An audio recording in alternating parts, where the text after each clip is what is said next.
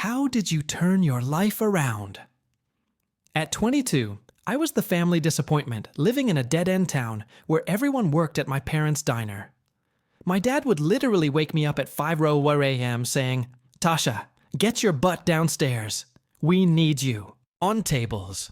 I hated everything about it. The greasy smell that stuck to my clothes. The same customers every day ordering the same burnt coffee and overcooked eggs. My mom would guilt trip me when I called in sick, saying, "This business has fed you your whole life." I'd watch people my age posting college graduation photos while I was refilling ketchup bottles for the 100th time. One night after my dad yelled at me for dropping a plate, I packed everything I owned into 2 trash bags and left for the city with $300 and zero plan. I thought I was so smart. I figured I'd get some amazing job and show everyone back home how wrong they were about me. Within 2 weeks, my money was gone. I found this nasty apartment where the ceiling had black mold growing in weird patterns. The landlord said it was character. I had to sleep with a bucket next to my bed because water would drip all night. I got hired at this fast food place where my manager, Rico, treated everyone like garbage. The uniform never fit right. My feet hurt constantly, and I was pulling double shifts just to make rent.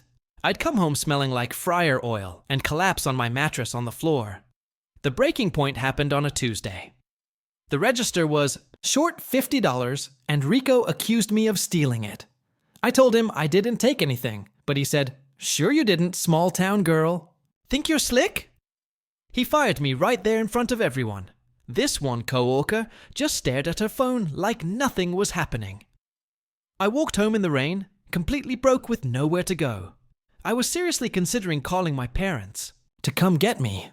Then I saw this tiny bakery with a help wanted sign taped to the window. The paint was peeling, and it looked like it might close any day. Mrs. Franco was this older woman with flour permanently under her fingernails. She hired me that same day for $8 an hour. It wasn't much, but she actually talked to me like a human being. She showed me how to knead bread properly, how to tell when the oven temperature was perfect just by feeling the heat on your face. At first, I was just doing dishes and sweeping flour off the floor, but Mrs. Franco would let me watch her work. She'd explain why she added honey to certain recipes, or how to get the crust just right. I started showing up 30 minutes early just to learn new stuff. The customers were different too. This one guy came in every Wednesday for the same chocolate croissant and would always ask about my day. Mrs. Franco would let me practice decorating cakes on the ones that didn't sell. I saved every extra dollar eating ramen for dinner and walking. Everywhere, instead of taking buses. At night, I'd take these online business courses on my crappy laptop that took forever to load anything. I learned about profit margins, inventory management, marketing basics. 4 years later, Mrs. Franco pulled me aside and said she wanted to retire. She offered to sell me the bakery for way less than it was worth because she trusted me to keep it going. I had saved up some money, and this community loan program helped me get the rest. The day I signed the papers, my hands were shaking. Mrs. Franco handed me the keys and said, "Don't mess it up, kid." That was 6 months ago, and I'm still here every morning at 5 a.m. Story 2, she said, "Thanks for the empty envelope." After I gave her $10,000 for her baby. "Shower. You still need to cover the cake." She smirked. I replied, "Sure." Then stepped outside, made 2 quiet calls, and sent 1 email. Confirmed. Proceed as discussed. The next morning, I had 53 missed calls and 1 message. LOL. If this is about yesterday, I was obviously joking. My name is Caleb. I'm 31. Oldest kid, designated driver, the person who knows where the spare keys are, and which light switch in my parents' kitchen doesn't do anything. I work in finance operations at a small logistics company. Budgets, invoices, the unglamorous math that keeps trucks moving. I rent a simple 2-bedroom with a view of an alley and a stubborn plant that refuses to die. In my family, I'm the responsible one, which over time turned into the sponge. When someone says, "Can you float it until Friday?" they look at me. My sister Tessa is 28 and the gravitational center. She's loud and funny and posts big announcement. Soon, every 6 weeks. She has that easy sparkle that makes people believe checks will appear if she smiles at the bank. Mom calls her our dreamer. Dad calls her a handful with a laugh that means he's proud of every handful. I'm not jealous. I'm tired. The baby shower was at a rented event space behind a cafe that sells 5 kinds of iced tea and a cake that looks like it's wearing a wedding dress, lavender napkins, rose gold balloons that spelled out baby, even. Though one be kept deflating, so it read, pay every 10 minutes like a prophecy. I carried in cases of sparkling water, then 4 trays of mini quiches, then a box of favors shaped like ducks. People kept telling me to just enjoy, and then handing me tasks. I'm good at tasks. 2 days earlier, I'd wired Tessa $10,000. It wasn't spontaneous. She told me a month back that she and Nate, her boyfriend, now fiancé depending on the post, were overwhelmed. We didn't realize how much a baby costs, she said like inflation was a mean joke. I told her I'd help. I didn't tell anyone else. It was a gift, not a stage. At the shower, when it was time for cards, Tessa picked up my envelope, plain white, my handwriting on the front, and held it up. From my big brother, she sang. Mom clapped. Aunt Joy took a photo like it was a first. Day of school sign. Tessa slid a finger under the flap, opened it, glanced at the note I'd written, short and practical for whatever you need, no strings, and said, loud enough for the room to quiet. Thanks for the empty envelope. Someone laughed. Someone else gasped. I blinked at her. She leaned in, voice low, but teeth showing. You still need to cover the cake. It's on hold. I heard a few small sounds at once. The espresso machine in the cafe, a balloon tapping the ceiling, my own pulse doing math. But above everything was her smile. That smile that says, I can say anything, and it will be a bit empty, I said, keeping my voice steady. She shrugged, still smiling at the crowd. I'm kidding, she sang to the room. Then to me, softer. Relax. You know how you are. She tapped, the envelope against my chest like a prop. Cake. Mom was already talking over us, telling everyone the story of how Tessa had chosen the shower theme because she's always loved lilac. Dad found me with a wink. You know your sister, he said as if that explained the knife. Don't get sensitive. Nate smirked like he'd practiced it in the mirror. The women at the next table bent toward each other and hummed. I swallowed. I put the envelope back in the stack. I picked up a plate and moved a few deviled eggs around like I was deciding I did not explain bank wires to anyone. I did not list numbers. I didn't tell the story of savings and the spreadsheet and the name of the account I'd created labeled Baby Tessa. I didn't even look at the cake table. Caleb, can you grab ice? Someone called. Sure, I said automatically. I spent the next hour being useful. When I set the last drink tub down, Tessa drifted by and said, cheerful as a jingle, don't forget cake pickup at 3. They need the card on file updated. I nodded like a bobblehead. Got it. I smiled. I kept smiling. I smiled while the photographer said one more for the 9th time. I smiled while Dad made a joke about grandpas and naps. I smiled while Mom told me to relax my jaw. I smiled while the balloon sagged and to pay again, and no one noticed. I didn't make any calls. I didn't send any emails. Not yet. I put on my jacket, stepped outside into the kind of chill that makes a person honest, and stood in a narrow strip of shade between the cafe and a brick wall until my pulse sounded like a person again. Then I went back in and carried 2 more trays and clapped. When everyone else clapped, the first trigger had landed. I put it in my pocket and kept moving. People think blow-ups come out of nowhere. They don't. They live inside a long line of smaller things you let slide, because confronting everyone would take your whole life. When I was 9, Tessa broke a neighbor's window with a tennis ball. I apologized. Dad shook the neighbor's hand. Tessa got ice cream because she's just spirited. When I was 11, I lost a library book. I paid for it with allowance and learned about due dates, interest, and personal failure. When Tessa was 15 and backed Dad's sedan into the mailbox, he said, cars can be fixed. When I dented the corner of the garage a year later, he said, "That's coming out of your college fund," and laughed like that made it a joke. Money was a character in our house. Always present, always moody. We were fine if we're careful, which meant Mom used coupons and Dad told stories about how he grew up with less. "We never asked anyone for help," he'd say, which was mostly true if you don't count how many times he asked me. By high school, I had a savings account, a debit card, and a calendar annotated with when everyone needed me to front something. Gas, money for Tessa's practices, a deposit for a retreat. Dad forgot about the family cell plan just until the bonus hits. If I said no, there was talk of selfishness. If I said yes, it was absorbed into silence like a spill. In college, I came home one break and found out I'd been volunteered as backup guarantor for Tessa's apartment, temporarily, because we know you're responsible. I was 19. I didn't even see the paperwork. I just learned as you learn such things when a bill appeared with my name on it after a roommate moved out. "You're good with this stuff," Mom said, handing me a pen.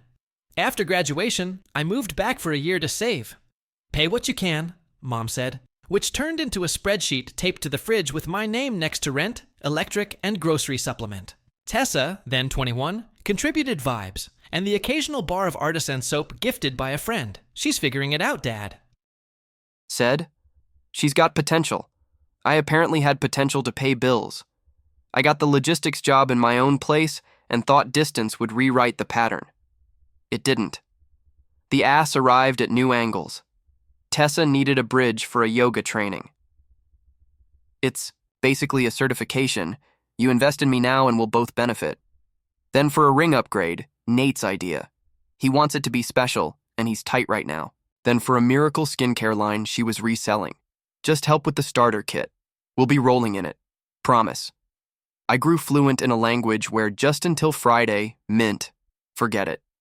Even when Tessa earned money, money slipped through her. Fingers like water. Once she called from a boutique whispering, "This dress is on sale from $300 to $120 and I have a networking event." "Can you sell me?" I said. "No." She sent back a photo from the event wearing the dress. 2 hours later, Mom texted, "Your sister feels unsupported lately. We have to uplift each other."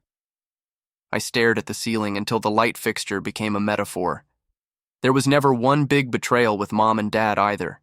Just a pile of little manipulations arranged into furniture. Mom's favorite was, your father worries. Dad's was just be a good son. They weren't cartoon villains. They were normal people who found a quiet vein and kept tapping it because it kept bleeding. When Tessa announced the pregnancy, I was happy. She called me first. "You're going to be an uncle," she whispered from her bathroom floor. I sank onto my own kitchen floor and felt the world rearrange into something softer. We cried for the same reason. For a week, I Venmo'd her for pickles and ginger ale and Uber rides to appointments because she felt dizzy. It felt good to say yes when yes felt like care, not debt. Then the registry went up. It was more of a spreadsheet than a registry. It had tabs, stroller, nursery, birth doula, postpartum meals, photographer, 4th trimester recharge, baby moon part 2. Nothing fancy. The top cell said, "Target goal, $38,000 with a little fireworks emoji. I didn't know you could budget emotions. That way." Group chat exploded. "Mom, our girl deserves the world. Nate, we got this team. Aunt Joy, I can get balloons. Dad, what's a 4th trimester recharge?" I sent 2 things right away that I wanted to give regardless of anyone else. A year of diapers and a 6-month meal plan from a local service that delivers actual food. Practical, not performative. Tessa sent 3 pink hearts and "You're the best." Then texted privately asking if I could also handle the venue deposit because Mom got overwhelmed with choices. It was $200. I paid it. I didn't tell anyone. I told myself it was my way of avoiding chaos. A week later, she asked if I could front the doula retainer because insurance is being weird and it's time sensitive. It was $2,500. I asked for an invoice. She sent a screenshot with paid stamped across it and said, "I'll send you the routing." I wired it to the doula because I'm not new. Then came the $10,000 ask. We had to move the maternity leave up because of some stuff with my job. Tessa said Nate's hours got cut. We're drowning. I hate asking. Please don't make me, but I'm asking. She cried. I stared at my budget and at the line labeled house down payment spring and felt an ache I didn't want to examine. I said yes. I wired the money. Send a picture of the confirmation and wrote, "For whatever you need, no strings." She wrote back 20 heart emojis and "You're my angel." A week later at the shower, she held up my envelope and said, "Thanks for the empty envelope," and told me to cover the cake. People laughed. "He's so serious," someone said. "He'll survive," someone else murmured. Mom leaned over to an aunt and said, "He just needs to loosen up." I pretended none of it was a stone thrown directly at my chest. After the cake comment, Tessa texted me from across the room.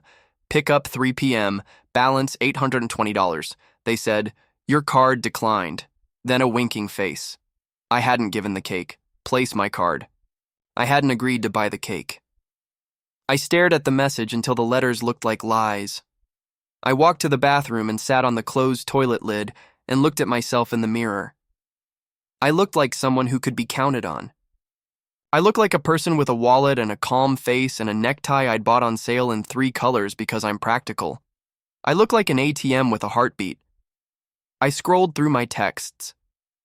There it was a month earlier. Venue deposit doula retainer. Last second chair upgrade. Photographer charges extra for raw files. Can you just... The asks didn't feel like asks anymore. They felt like an order history.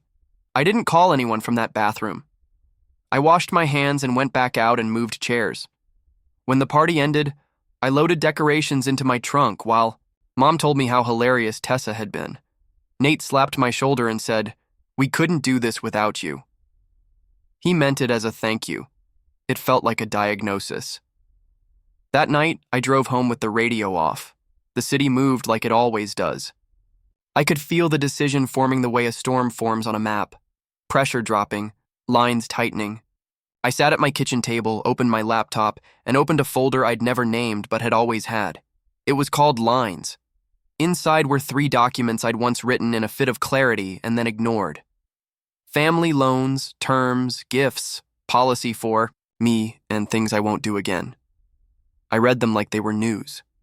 Then I texted my friend Mara, who is an attorney and who once told me, "You're allowed to be decent and have a spine." She wrote back, "You busy tonight?" I wrote, "No." She wrote, "Come by at 8. Bring receipts." Literal and figurative. Mara's office looks like a habit. Neat stacks, good pens, one framed photo of her dog wearing a tie. She poured me water and said, "Tell me without apologizing." I tried. I failed. I apologized. She raised an eyebrow and I got to the point. I showed her the wires, eat the $200 venue deposit, $2,500 doula retainer, $10,000 personal gift. I showed her the diaper subscription and the meal plan confirmation and the text that said card declined for a cake I'd never agreed to buy. I showed her the empty envelope line and a screenshot captured by a cousin for Instagram stories with a laughing emoji sticker floating over my face. Mara read, then leaned back. "Okay," she said. "You gave a gift. You paid vendors directly for 2 items. You're not asking to claw those back because you meant them, but you are done being conscripted." "Yes," I said. She tapped her pen. "You also told me earlier about the times they've used your name for accounts. Your father put you as a guarantor once. Your sister almost had you co-sign something last year and you stopped it.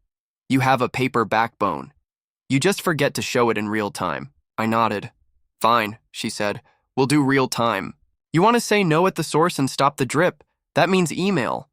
That means vendors. That means a boundary you can't be argued out of. And since you work in ops, you'll appreciate this. We're going to document," she dictated while I typed. A short statement I could send to any vendor. Tessa or Mom had told that Caleb is handling payment. It read, "Hello, I'm writing to clarify that I am not responsible for any remaining balance for service on date for client. I will not be providing payment information, and any prior assumptions to the contrary were made without my consent. Please, Remove my name as a guarantor, jokin bill to contact. Thank you. No commentary, she said. No backstory. Vendors don't care about feelings. They care about who's paying. Next, an email to Tessa and Mom. Going forward, I won't be covering additional costs for the shower, birth, or related events. I've already contributed list and a $10,000 personal gift for baby expenses. Please do not put my name down for any vendor or bill. If someone already did, change it. Mara, watch me breathe. Expect rage, she said. Expect you're dramatic. Expect a drive-by at your door. Also, expect relief. Not theirs. Yours. What about the cake? I asked, almost joking. Now you're funny, she said. Send the vendor note. What about the doula and venue I already paid? I asked. Do I tell them not to? Contact me? Yes. We made a list. It looked like a plan. It felt like a rope. On my way home, I stopped 2 blocks early and walked. I needed to move my legs before I moved the rest of my life. When I got to my building, I took the stairs. At my kitchen table, I opened a new email, took a breath, and copied the first template to the cake place. Then the photographer, then the chair rental company, then the floors someone had looped me into without my knowledge, then the venue. Just to reiterate, deposit paid, balance, not my problem. I sent the vendor notes. My hands were steady. I copied the second template to Mom and Tessa. I read it twice. I didn't soften the edges. I pressed send. Then I did 2 more things. 1, I logged into my bank and removed my card from the family grocery app and the cloud wallet that had once been convenient. I also removed Tessa from the diaper and meal subscriptions. The services were paid for the year and in my name, and they could list their own addresses if they wanted the deliveries. I updated it to ship to my place first because I know how packages disappear at their building. I dropped them off on my schedule. Period. 2. I used the document in the lines folder titled Family Loans Terms. It was simple. Any family loan had to have a written amount, a date, and a repayment plan or it wasn't happening. No more just until Friday. The next time anyone asked me for money, I'd send that PDF and wait. I attached it to a new email to myself, CC'd my future self, and labeled it, Use this. I sat back. The apartment was quiet. Outside, a siren wailed and then stopped. I washed a mug I hadn't dirted. My phone buzzed. Tessa, incoming, LOL. If this is about the envelope, I was obviously joking. Then you need therapy for your control issues. Then send the cake money and stop being weird. I didn't reply. Minutes later, Mom says you're making her heart race. Then, Mom, I don't know what you sent to vendors, but they're emailing me. Call. Me now. Then cake canned. Then don't you dare ruin this. Ruin what I said to my kitchen. Your unlimited card. The phone rang and rang. Alex, my neighbor Alex, not my husband. I live alone. Texted, everything okay? Heard a sprint of buzzing. I wrote back, family, I'm fine. He wrote a thumbs up and a ramen emoji. I ate cereal out of a measuring cup and watched a show with subtitles because noise felt like a lot. At 11:07 p.m., I sent a final email to Mara. Confirmed, proceed as discussed. It wasn't dramatic, it was administrative. She replied, proud of you, sleep. I slept in pieces. In the morning, I had 53 missed calls, 19 voicemails, and 1 text from Tessa at 2:14 a.m. Again, LOL. If this is about yesterday, I was obviously joking, followed by a crying, laughing emoji and a heart. At 8:03 a.m., there was a knock on my door. I didn't open it. Whoever it was knocked again, then texted, Mom, open the door. Dad, let us in. Tessa, are you serious? I put on coffee, sat at the table, and looked at the clock. 8:06, work in 54 minutes. I listened to my own breath and not the door. The knock stopped. My phone buzzed. Aunt Joy, your mother is crying. You scared the vendors. This is tacky. Uncle Ray, call your father. Nate, bro, be reasonable. Cousin Lena, the only one who ever asks if I'm okay. Do you need a place to hide or snacks? Also, Tessa is posting a lot. I opened Instagram against my better judgment. Tessa had posted a story, a black screen with text, "Imagine ruining your sister's baby shower over cake. Some people are sick."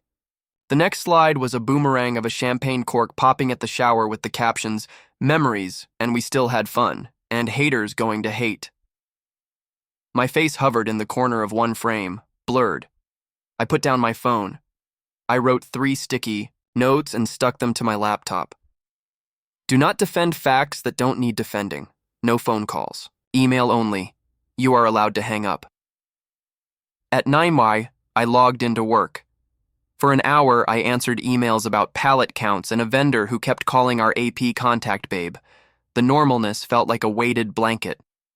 At 10:15, my boss slacked. Me. "Everything good?" I wrote, "Family stuff? I'm drawing a line." He wrote back a rock emoji. I laughed out loud. At lunch, I called Grandpa. He's the only one who talks like a person when money shows up. He listened while I told him the short version. "I'm sorry they made a mess," he said. "Did you do anything you can't live with?" "No," I said. "Then don't." He cleared his throat. "You know your grandmother, God rest her, used to put cash in coffee cans. Labeled them, roof food fun. She used to say, if someone steals a can, that's on them, but don't keep the cans on the porch. You've been keeping your cans on the porch, son. I moved them." I said, "Good." He said, "Eat lunch."